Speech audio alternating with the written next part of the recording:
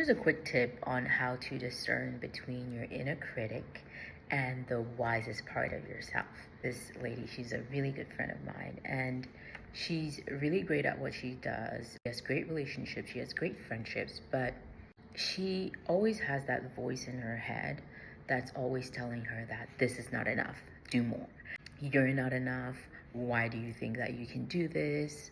She quickly found out that that voice was always putting her down, pulling the reins. Sometimes there was another voice that would tell her, yeah, this is it.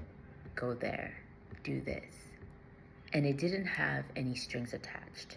It didn't have, do this so that you can become this. Do that so that you can have that. It was just, this feels good. This feels right. This doesn't feel right. This doesn't feel good.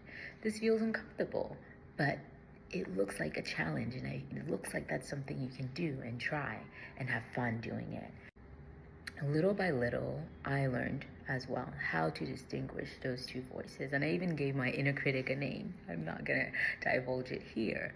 But when I hear that inner voice that's telling me, who do you think you are? What makes you think that you have the right to, or you are not enough? There is not enough of this or that. This will not work. I say to that voice, thank you, for you have guided me in the past and you have helped me to avoid danger. But I will put you in the back seat and I will hop in the driver's seat and I will be the one driving. And you will have no say. And this is something that we need to learn. Your inner critic has helped you before. Your inner critic was there when you needed it most. Your inner critic was that voice of the ego that saved you from danger or that told you not to go there. But your inner voice, that wisest part of yourself, was also there, telling you that we want to try this, telling you that this person seems genuine, telling you that this person seems disingenuous, and maybe you should leave the party right now.